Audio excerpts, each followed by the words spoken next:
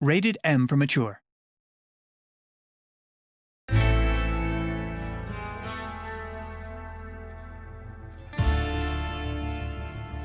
Desperados III is a real-time tactical stealth game.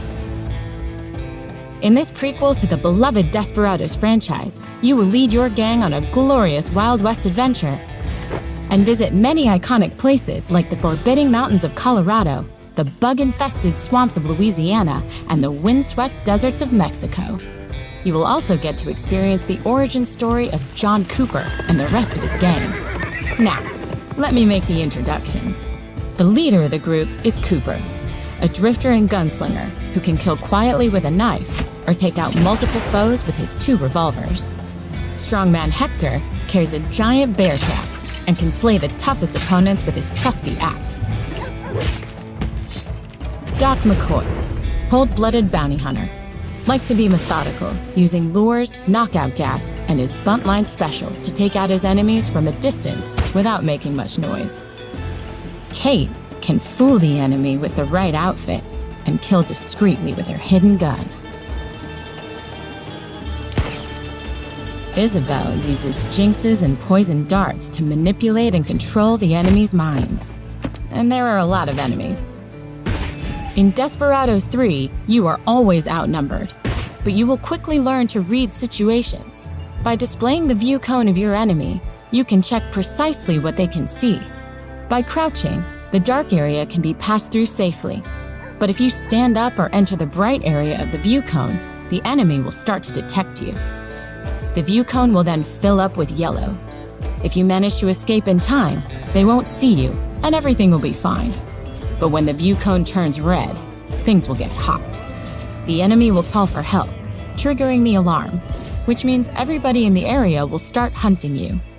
And as if this wasn't enough, the alarm also triggers reinforcements who will come rushing out of guardhouses.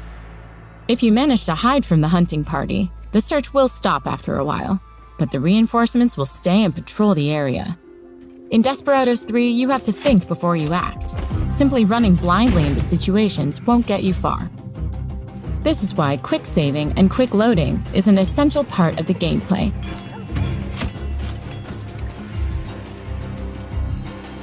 It gives you the opportunity to try out different strategies when approaching the enemy.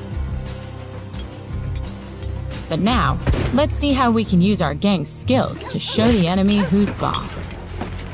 Whenever you encounter a new group of bad guys, placing your gang in safe observation spots saves you from being surprised by patrols. You will quickly get a sense of blind spots or weaknesses in their routine. There are always a multitude of options for how to use different skills, allowing you to take out the enemy one by one. A very simple example would be Cooper's coin distraction trick that allows Doc to make that guard disappear. After you take out a guard, don't forget to hide the body. Dead or tied up enemies will also trigger the alarm if they are found by their buddies. There are many ways to get rid of your victims, like dragging them into bushes, throwing them down cliffs, leaving them in shallow water, or hiding them in a wardrobe. Any trouble? Nope, nothing. Most of your enemies are not stupid, though. Patrols will start looking for missing friends. Are you hiding from me? Poncho guards are smarter and more disciplined, so they cannot be fooled that easily. Guard dogs may have a shorter view cone, but they will sniff you out even in the best hiding places. And the elite long coats only fall victim to the most sophisticated plans. Or Hector's huge axe. Another great way to take out your enemies without raising the alarm is to utilize environmental hazards. Smash your enemies with a loaded crane. Make them jump on the love train. Or give them a free ride in a minecart. If an enemy gets killed by accident while his friends are watching, they won't raise the alarm, since they don't suspect that you caused it. You can also choose to go full stealth and succeed without killing anyone at all. By using your knockout and tie-up skills, you can complete most missions without a single murder. But if you decide to permanently rid a whole town of bad guys, that's fine too. Should you run out of patience with one of the more brutal puzzles, you can turn the game into a tactical shooter. If you play it smart, you can get loud and use your guns to fight your enemies. Just make sure you keep an eye on your ammunition and the cooldown time of your skills. And there's one more thing you'll need. When you activate Showdown mode, the whole game pauses. This gives you time to react if something didn't go as planned. Showdown mode is your best friend if you want to get everything out of Desperados III. Instead of loading a save game, you now have the means to get through hairy situations, even when the alarm has already been raised. And if you think pausing the game is too lily-livered for you, you can turn it off in the options menu. More often, you will use Showdown mode for planning complex actions.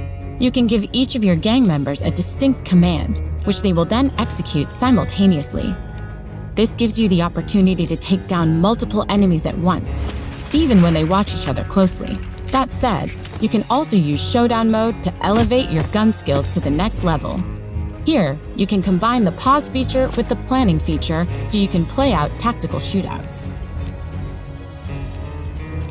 Coordinate your attacks, draw attention away from your friends, and play cat and mouse while your guns reload.